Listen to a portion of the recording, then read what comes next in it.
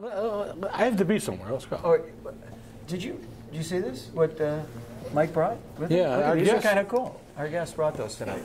Anybody who's old enough to remember any of these people? All right. This actually, Stuart Levine is sitting at the back table. How many know that Lynn Sheldon is Stuart Levine's uncle? Oh, I didn't know. Seriously, raise your hand, Stuart. Raise your hand. I think we're on. We're not on. Are we on? Are we on? Yeah, we're on. Oh, we're on. All right. He wants me to look better. He never tells me. Go ahead. From the iconic Corky and Lenny's Restaurant in Delhi, we are the Fabulous Boomer Boys.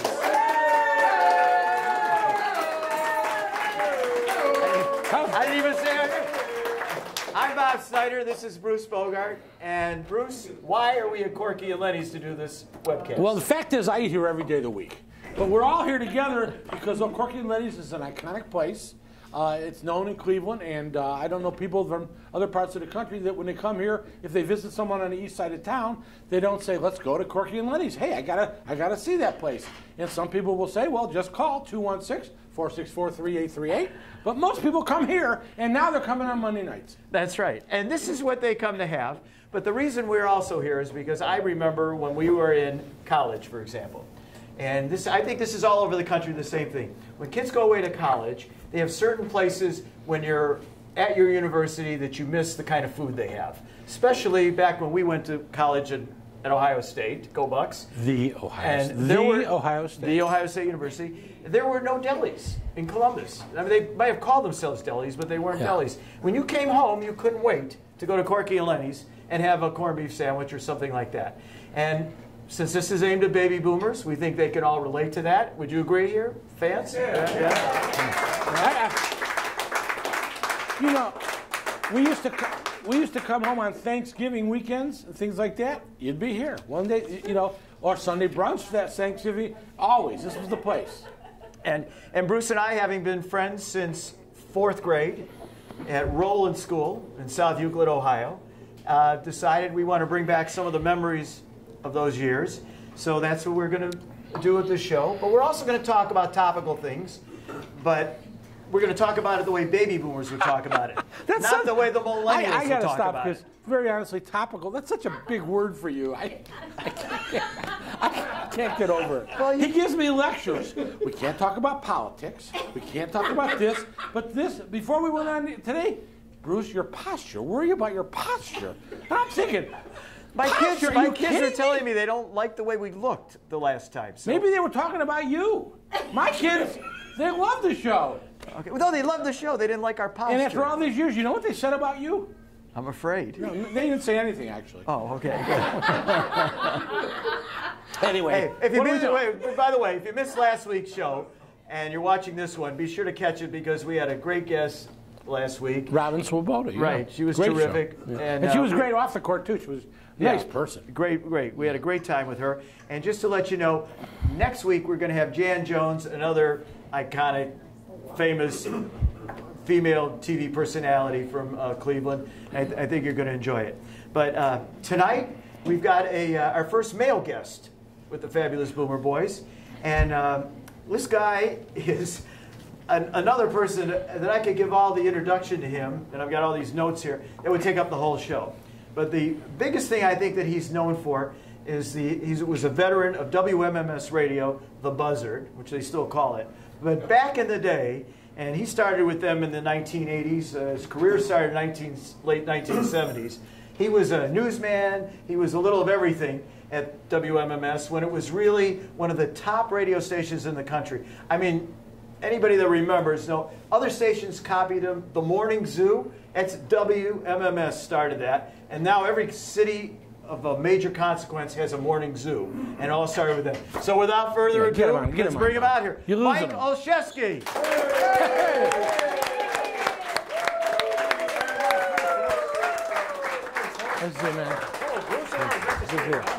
All right. Hey, Mike.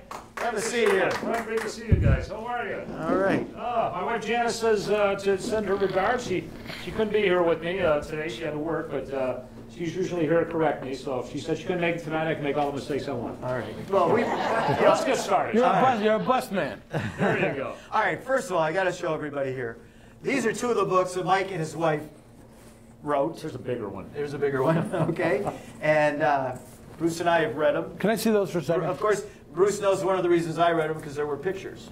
Yeah. Wait a minute, you're talking about pictures. We actually had people come up to us and say, I'm going to buy this book. You know what it's about? No, but look, Dorothy Foldheim is smiling. That was enough for them. Oh, here's another one. Here's a picture of Al Roker with hair. Let's get that. Boy, my wife knows how to research, I'll tell you. Well, Bob spent the weekend trying to find cliff notes for your books. Oh, is that right? Couldn't find them. Hey, if you find them, I'd like to know what's in them, too. There you go. All right, but one of the other things Mike does is, and I've got to read this because it's a long title, Mike.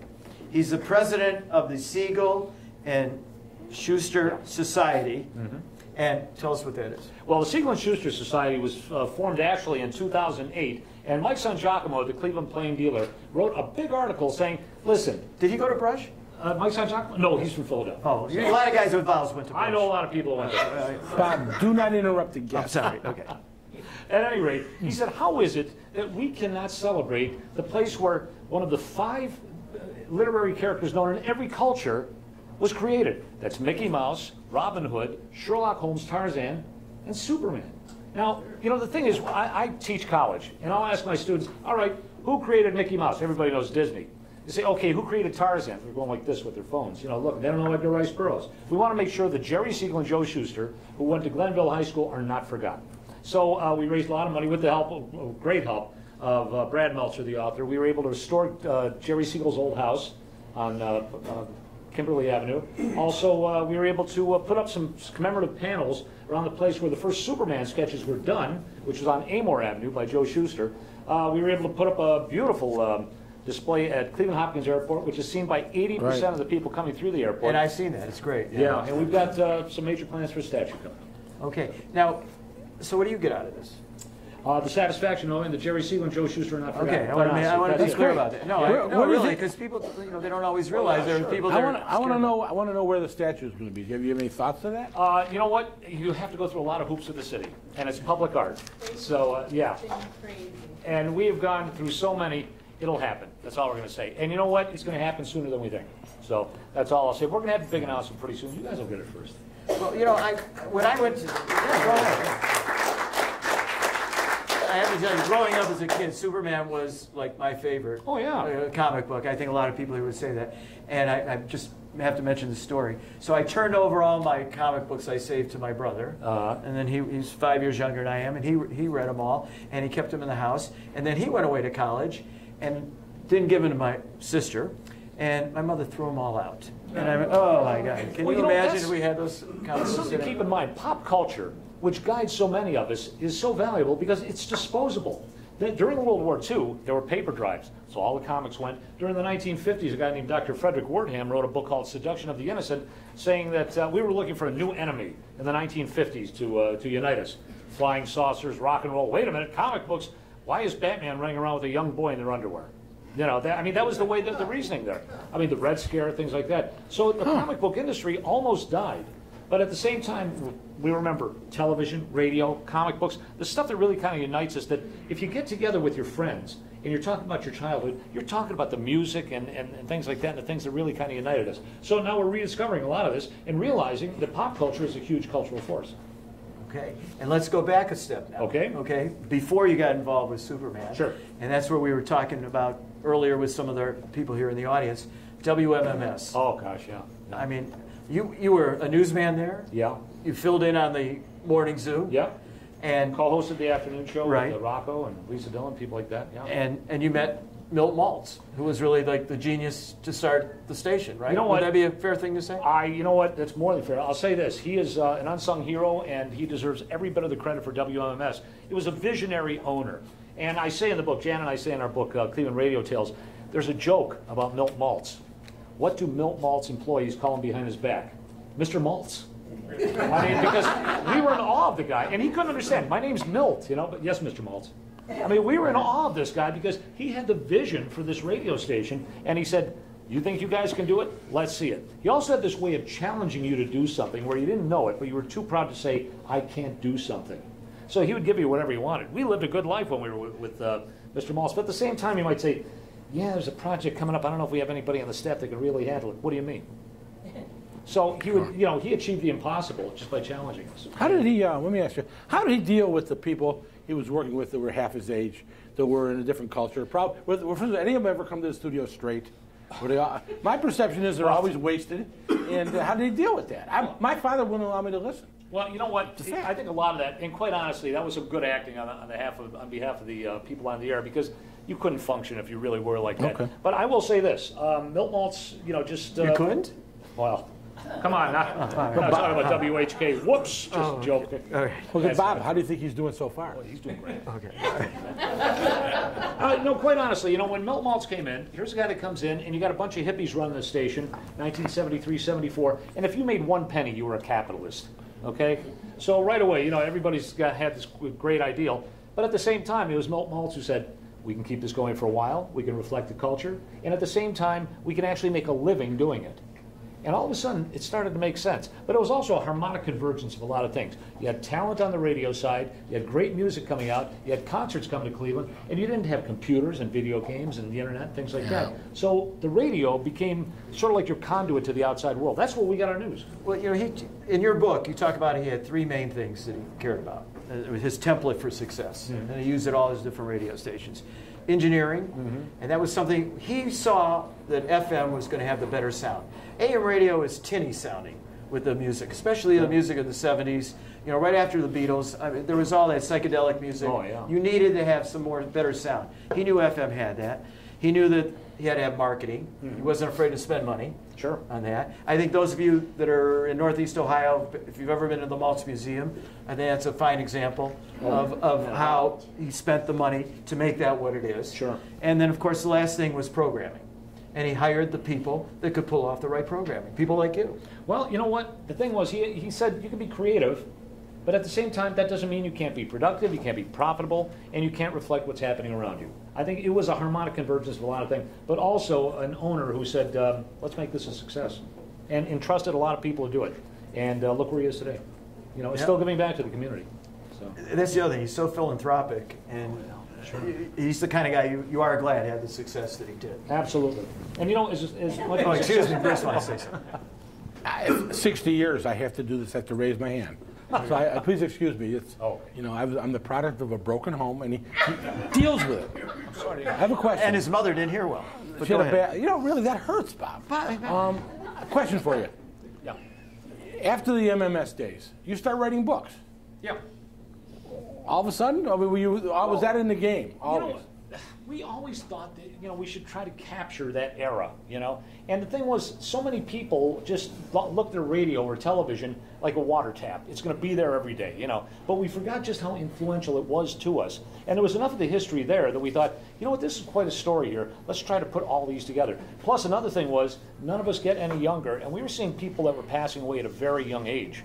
And we thought they had great stories to tell. So we want to get those down, if only for future generations. I mean, certainly we look back, because we were in the music industry, and looking at the roots of rock and roll, things like that, we're thinking, wow, what if Bessie Smith ever did an interview, What if Robert Johnson... You can look it up later, Bob. Google it. What if these old blues singers ever did real interviews about what really compelled them to come up with this great music? We might have a better understanding of their era. So we just thought this was such an important era for the second greatest generation, as we called it. The baby boomers. Yeah, the second greatest generation. We thought it's really important to capture this and to have it down. When I did my first book, it was called Radio Days, and I did it for Kent State University Press. That's an academic press, okay? But it was the stories that people wanted to hear too.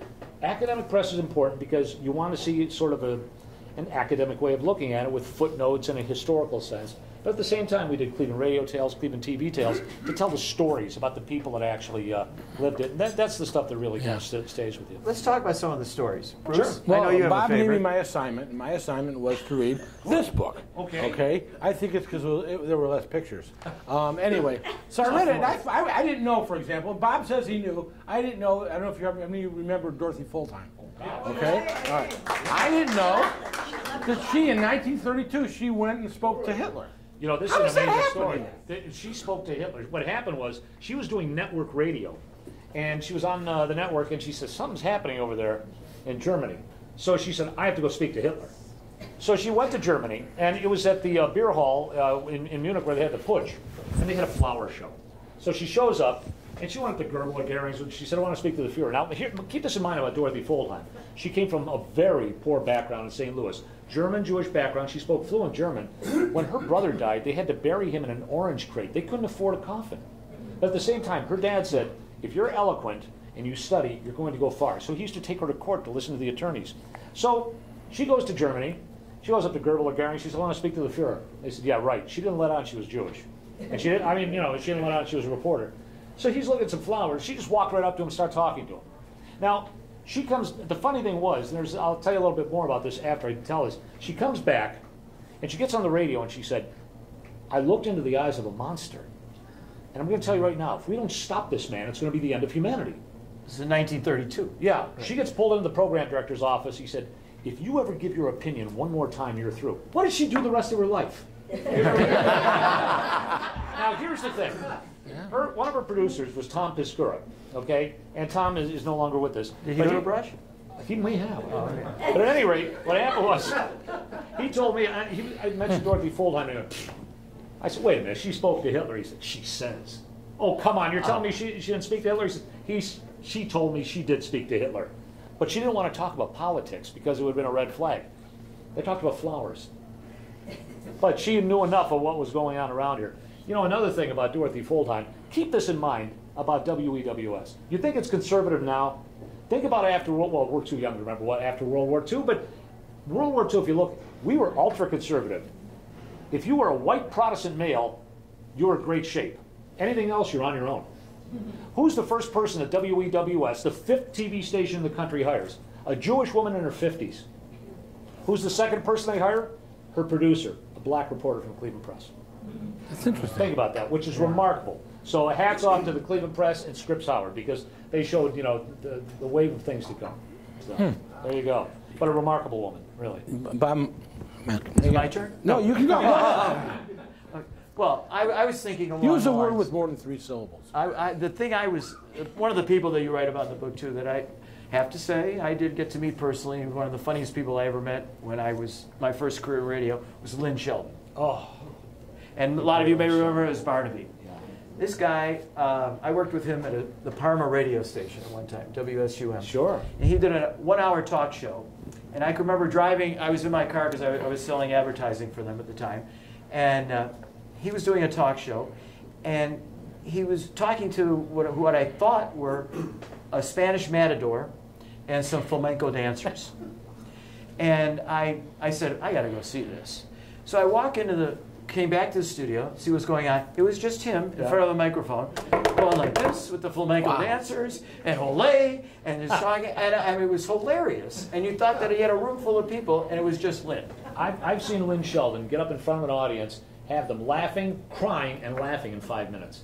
I mean, he was that kind of a talent. I believe, and quite honestly, the best book about Lynn Sheldon that was written was Barnaby and Me, which is by Graham Publishing, which is also the publisher of our books. But I'll tell you, Lynn Sheldon was one of the most remarkable people I've ever seen, and he was always on.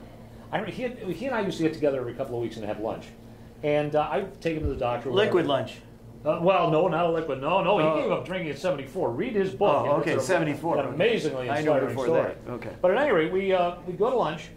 And, you know, I was taking him to the doctor once. He had a doctor's appointment. He was just not feeling well. He had had a stroke sometime before, and he's walking through the hospital. And a woman runs up to him and says, I'm so happy to see you here. And he looks and he says, in a hospital? This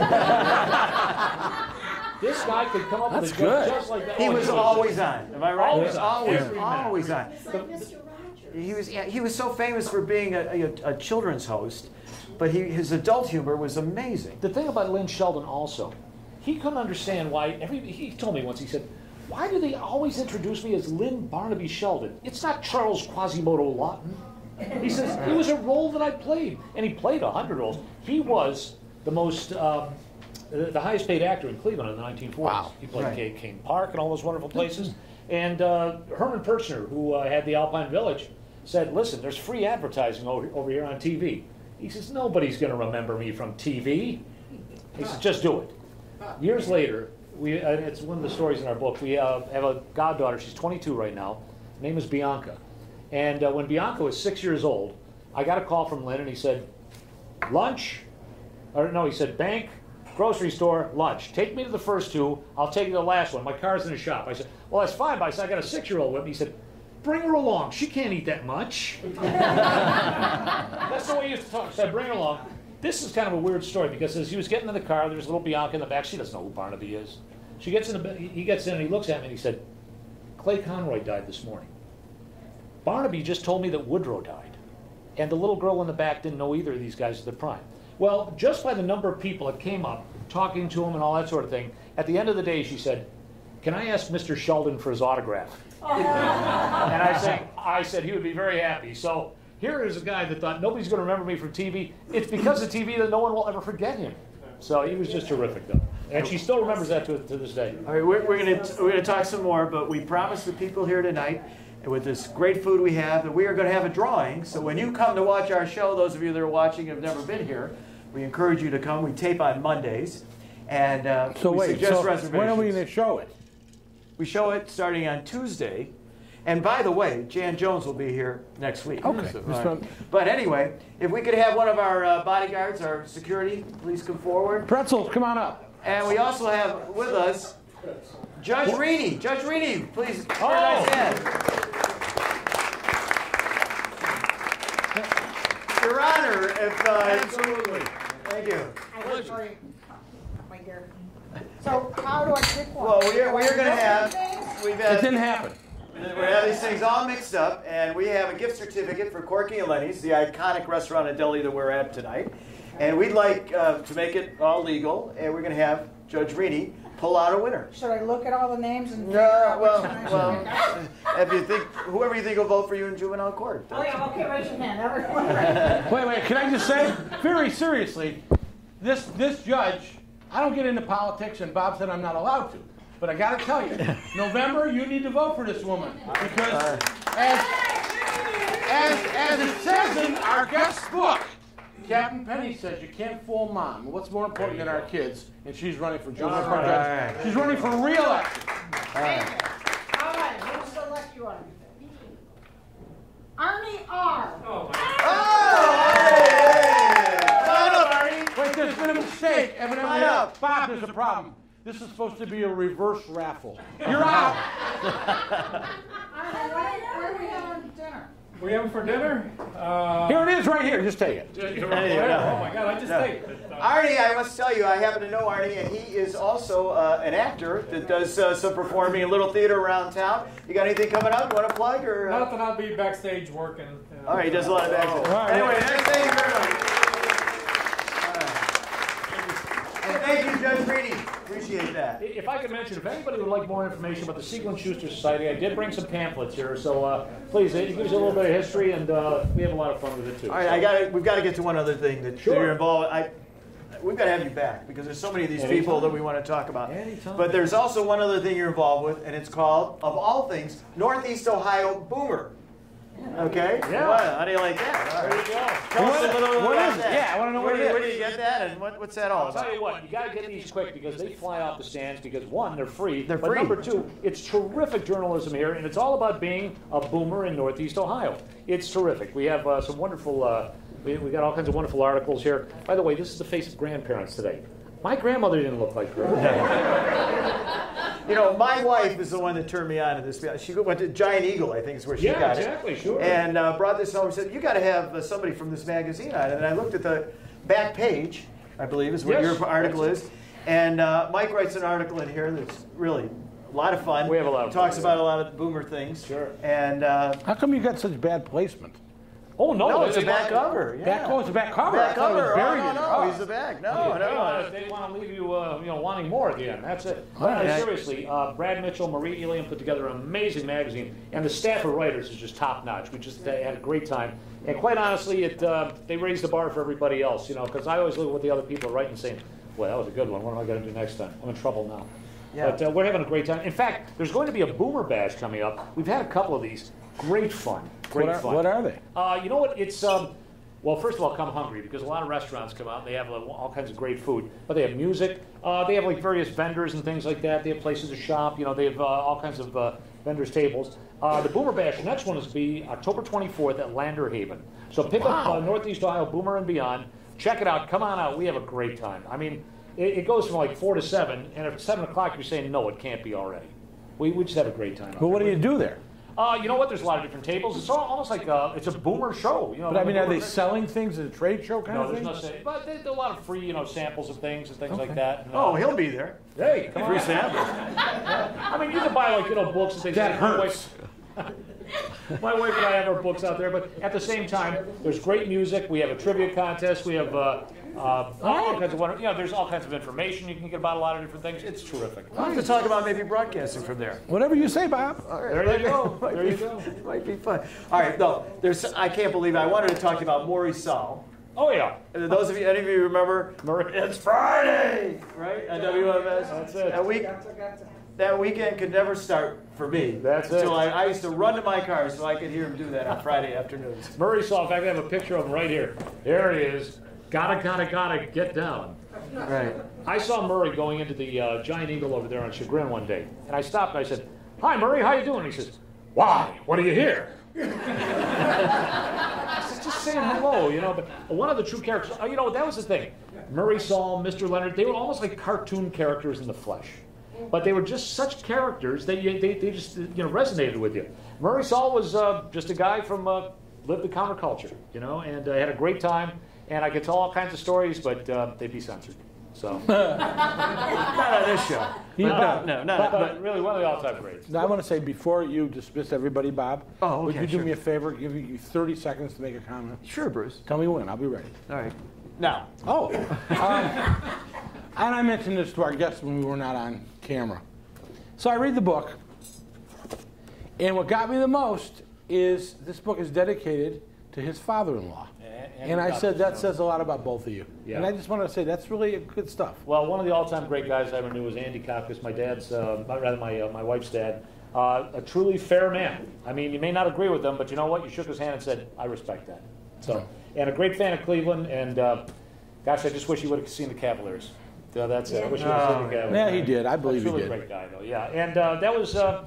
When we decided that we wanted to do that, and sadly he was no longer with us when we did pass that on, but we think about him every day. Great. Just a great guy. Great. So. Mike, Yes, sir. thank you. I want to shake your hand because you've been a great guest. Well, thank you. And we've Anytime, got to guys. figure have you back on. So there's too many people here. We want to talk to. Thank you so much. I'll make this real quick. We have so many of these boomer conventions coming up where you can meet the old friend, all your heroes when we were kids.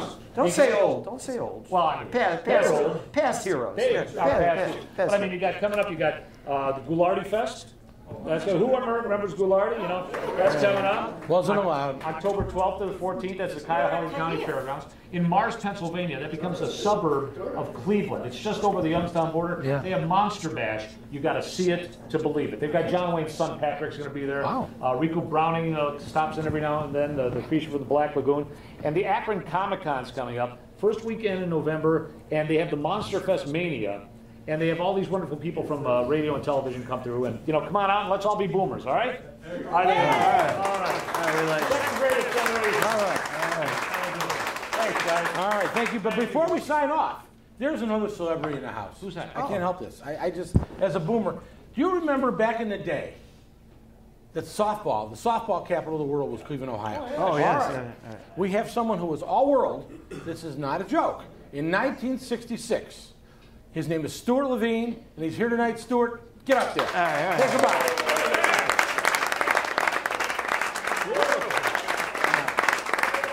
I've always known of Stuart by name. I met Stuart, my wife and I, Carrie, met Stuart and Leslie overseas recently, and he's a class act, and not the reason softball died. Not at all. All right. Well, Stuart, thanks for coming. Thanks to all of you for coming, and we hope you'll come again. Remember, please go on YouTube and watch us and click. We want to be able to bring in these top guests when they know we've got a lot of people in, they come. And also, remember next week, we've got Jan Jones. We're very excited about that. And again, thanks a lot, Bruce. I'll let you have the final word. Final word. Well, time to go. Okay, thank you very much, everybody. Thank you. Thanks, Scott. Great job.